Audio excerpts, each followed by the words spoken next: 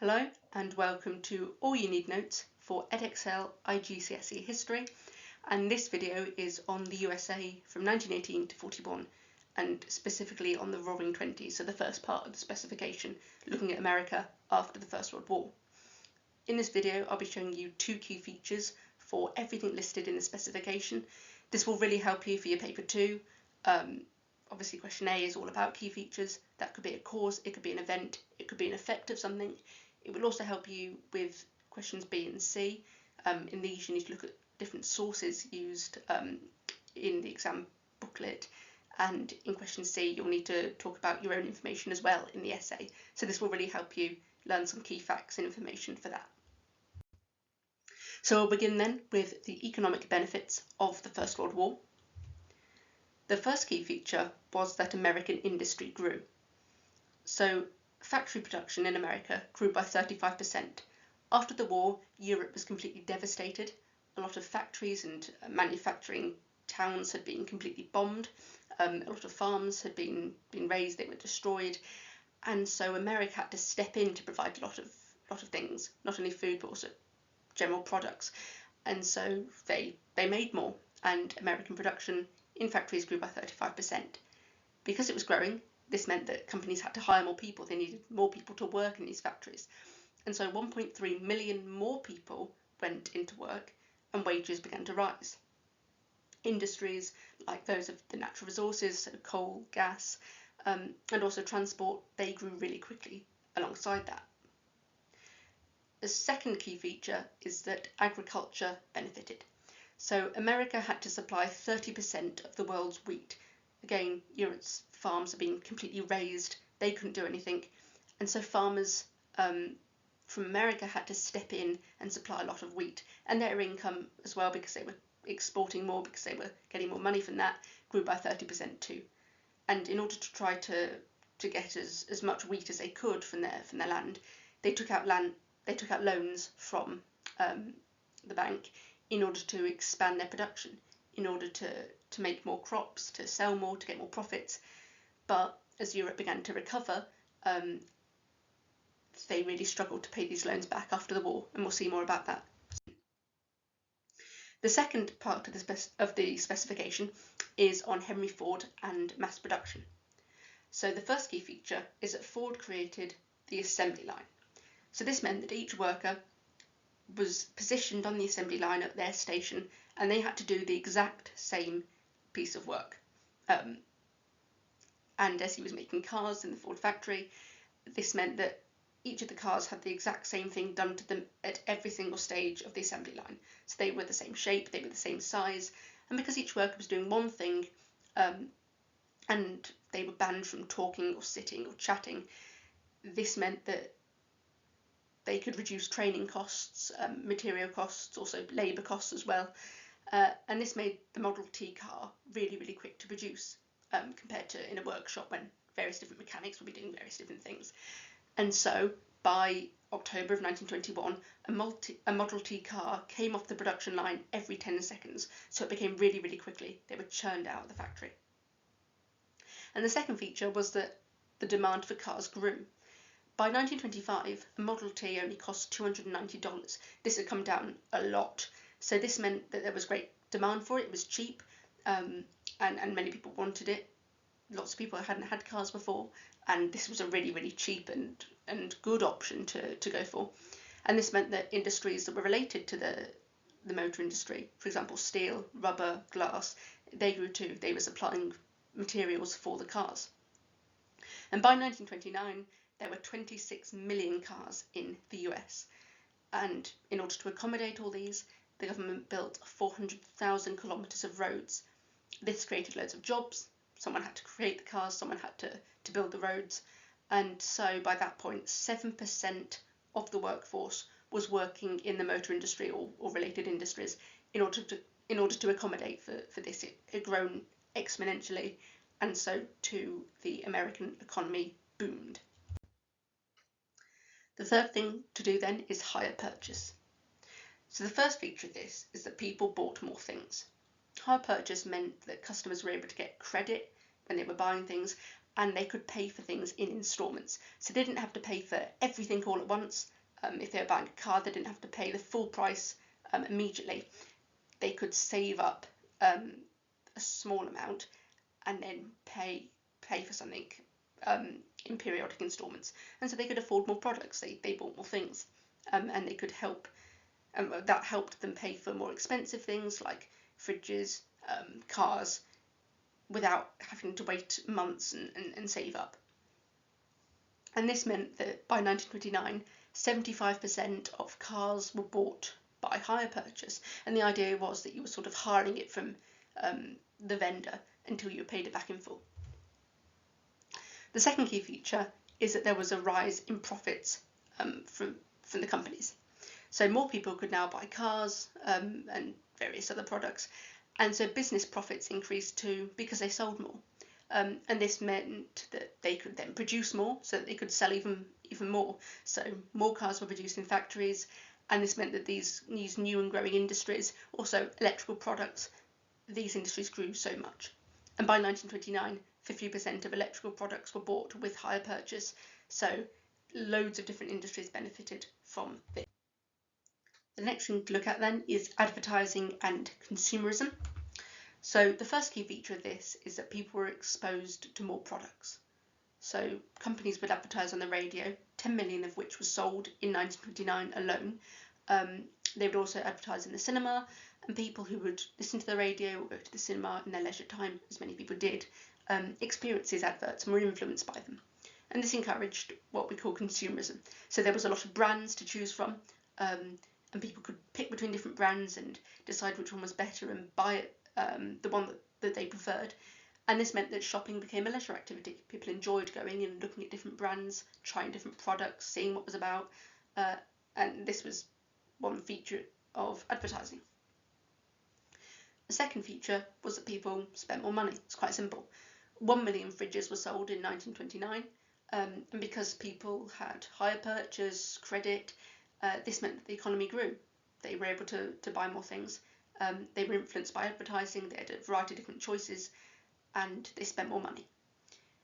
$850 million alone was spent on radio equipment, again showing that they wanted to have radios and to receive these different adverts on them. And companies spent $2 billion on advertising by 1929 in order to attract more customers. So they would spend a lot on advertising and expect more people to buy their products, and so they get more money. And so the society was becoming very materialist, very obsessed by objects and brands and things they could buy. The next thing we look at then is the popularity of the stock market. The first effect of this was that people bought shares in companies. So because they could take out loans from the bank, 1.5 million Americans bought shares on the stock market. So this meant they could give money to the company in exchange for getting a share. And as that company grew, because they had more money, they could invest in things, and they could grow. Then the people who held the shares could then sell them on to different people and sell them at a higher price to what they bought them at. So they got a profit. Because the company had grown, the shares were worth more. And because they could sell these shares and get profit, they'd then buy more shares and sell them and get more profit. So there was a huge cycle, and this helped the economy boom. Businesses were getting a lot of money by selling shares, and people would sell them to each other and gain a profit that way. The second key feature was that share prices began to rise. So more people invested in companies. Share prices of big companies like car, radio, telephone, these shares increased because these companies were selling more products, they were getting a lot of profits, and so many people wanted to buy their shares in the hope that they'd rise even further and they get even more profit. And so people began to sell those shares, they got more money, and the share prices continued to rise. And by 1929, there were over 1 million shares on the stock market. And because companies got a lot of money from selling their shares, they hired more people, they gained more profit. As you can see, it's just a cycle of getting more profit, and the shares then increase to that. to what we did about agriculture. This is the problems in farming. So the first thing was that there was overproduction, which meant that there was more supply, more products made than demand, than what people needed. And this is part of a section looking at some of the downfalls of the Roaring Twenties. So lots of things went well, there was a huge economic boom, but some industries, like agriculture, did struggle. So because Europe was recovering from the war, and because they began to increase import tariffs, so if you were exporting products to different countries, you'd have to pay a bit more tax to do so. And because of the prohibition, which we'll look at more, but that meant that alcohol wasn't allowed, and you couldn't make alcohol, this meant that less wheat was required to create alcohol. And all of these combined to mean that there was less demand for food, and less was exported to other countries, especially Europe. And so 2/3 of farmers operated at a loss because prices dropped. There were many farms exporting a lot of products, but there weren't enough people trying to buy those products. And so the prices of these began to drop. For example, cotton prices fell by 2/3. And so a lot of farmers and their farms went bankrupt. They weren't getting enough profit to buy things, and they were struggling. A second feature of why there were problems was mechanisation. This was changing farms. So originally there were a lot of horses used in agriculture, but by 1920 compared to 1915 there were 10 times more tractors. So farmers had to buy fuel for this, but this meant that farms were changing. And because they had tractors, because it was increasingly automated, fewer people needed to work on farms as farmhands. So farms were employing fewer people, and the number of farmhands dropped by 1 million in the 1920s. So this meant that less people were working on the farms.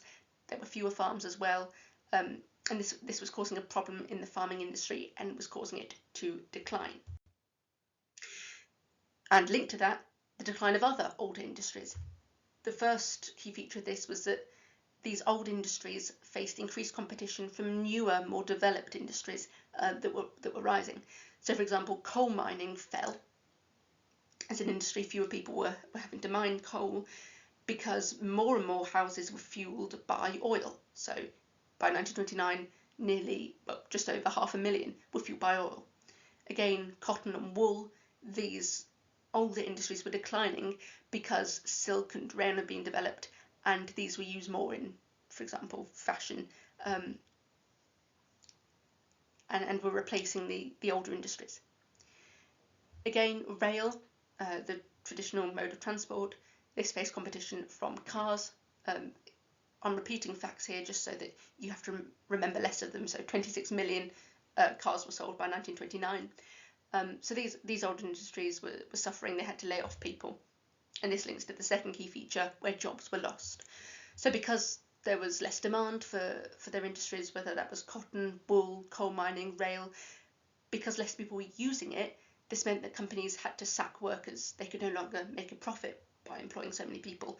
So they sacked workers, or they slashed wages. And because they were sacking and cutting wages, this meant that there were several strikes, and some violent strikes by the workers. And it also meant that in certain regions where particular industries were based, so for example in regions where there were lots of people who were employed as coal miners or who worked with cotton and wool, this meant that lots of people became unemployed there, and it meant economic decline in those regions as they struggled. Moving back onto the positives of the Roaring Twenties with cinema. The first feature of this is that many went to the cinema for entertainment. You'll notice that some of this is quite common sense. Parts of this, especially this topic in the specification, is very simple, and the things that you should be able to come up with in the exam. So many went to the cinema for entertainment. In 1924, 40 million cinema tickets were sold each week. So people would go there after work for leisure with their family. They'd go several times a week, even to see the film several times. And this meant that the film industry, Hollywood, the actors involved, they got large profits. And stars from particular films became really popular, for example, Charlie Chaplin. The second key feature was that new entertainment technology was created for the use in cinema. So in 1922, films were shown in colour. This increased their appeal, so more people wanted to go to them because they weren't in black and white anymore. And $2 billion was made per year from cinema tickets. There was so much potential in this industry. It was growing a lot, and lots of people were making money from it. Again, more technology. In 1927, films were released in sound. So one of the first ones was The Jazz Singer. Americans had no TVs. Films were a popular form of entertainment. People go several times a week to see it, and these new technologies to make films even more immersive and better, for example, the use of colour and sound, made them more appealing. On to jazz and dancing then. The first feature is that they were popular with the youth. So there were clubs and bars like the Cotton Club in New York, and jazz stars like Louis Armstrong. Through these people, jazz music became popular with young people. They were exposed to it a lot in the cities, and they would go to these illegal pubs called speakeasies because of the prohibition. They weren't allowed alcohol, and so these speakeasies opened up all over New York, where you could go in, you could buy alcohol in a very illegal environment, and coupled with that was a lot of jazz music, a lot of dancing, and this meant that dancing like the Charleston, which was accompanied by jazz music, were performed by couples at these speakeasies. They enjoyed them, and this meant that jazz and dancing in general became a lot more popular with the youth. But a feature of that was that these things were very, very controversial. So many, especially older people, disliked jazz. They disliked the accompanying dances like the Charleston because they were associated with black culture, and speakeasies. There was a lot of racism in America, and also they didn't like the illegal culture of the speakeasies and this very degenerate nature of these pubs, and so they disliked jazz and the dancing scene that was going on in major cities. Also, many Christians disliked the intimacy of the Charleston, so young couples would dance together, young women without chaperones dancing and flirting with young boys, and it was especially between young unmarried couples. So there was a conflict here between modern views of the youth and the more traditional views of their parents and grandparents, which created a conflict in America. I've condensed this lot because it's quite simple, but sports, radio and advertising. One feature of this is that people spent their leisure time listening to or watching sports, radio, adverts. So by 1929, 10 million radios were sold in America, and these played a lot of popular sports commentaries, for example, baseball, boxing, American football, and people were influenced by the adverts they heard during them on the radio, and they were encouraged to buy tickets to watch their favourite sports live. Second feature is that people and brands associated with different sports became popular. So Bobby Jones, for example, was a popular golfer. He became a sporting hero, and many tickets were sold to watch him play golf. And many brands became famous because of their association with sports via advertising on the radio. So people bought makeup, cameras from famous brands, also brands like Listerine and Colgate, which are still famous today. They became famous because of their use of advertising on the radio, and again, using that term, it became a consumerist market. The next thing to look at then is motoring. So the first feature is that car ownership increased. So there was mass production, there were assembly lines, the availability of credit and hire purchase, cheap prices, all of this combined to make the Ford Model T popular. And so 26 million cars, as we've seen, were sold by 1929, an easy fact to remember now. And Ford's competitors, so different car companies, made other different models of cars, different sizes, different colours, different shapes. And so motoring and looking at these cars and collecting them became a hobby and a leisure activity for some people. The second effect is quite simple. Longer distances could be covered more quickly. So because of all these cars, because of the 400,000 kilometres of roads that have been built, It was easier now to travel from state to state, to go on holidays, to go on day trips. You could quickly reach the nearest city or the shopping centre or wherever you wanted to go, and this meant that tourism and shopping became more popular. So there were 2.7 million visitors to national parks in America in 1930, and you could go to the shops easily, so that was more accessible, and shopping became a hobby for Americans. Finally then is the changing position of women.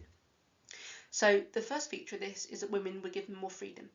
So after the war and after the suffragette movement, 2 million more women joined the workforce. They earned less than men, they weren't treated as well as men, but they were beginning to work now. They weren't just staying at home as housewives. And when the 19th Amendment was passed in 1920, this meant they could vote in elections. So women were gaining more freedom, more rights, more power. And they also felt that they didn't have to tie themselves to marriage anymore. The divorce rate rose by 7%, as many people were fed up of sticking in a marriage, and they saw that women now had more power, and they weren't wanting children as much, so the birth rate fell. A second feature was that some women became flappers, and this is quite a popular topic for Edexcel, so do make sure you know this. Women began to challenge the traditional social norms. They began to wear makeup, short skirts, they danced, they drank, they smoked in public, and in speakeasies, which were these illegal pubs in big cities, and they would flirt with young men without chaperones, and this went against many of the wishes, the ideas, the norms, which were held in common by older people, by their parents, by their grandparents. And so this showed a much more liberal and new idea, where the traditional and the modern views were going against each other. People like Clara Bow, who was an actress and also a flapper, became a role model for young women. They want to be like her and follow her lead. So a lot of women became freer, they had more power, and some became flappers.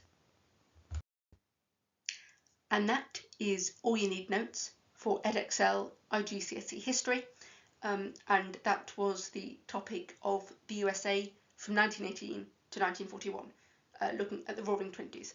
So hopefully that's helped you with paper 2 and some revision for that, and if it has, please do like and subscribe, and comment as well, so I know if it's helped you. So thank you very much, and goodbye.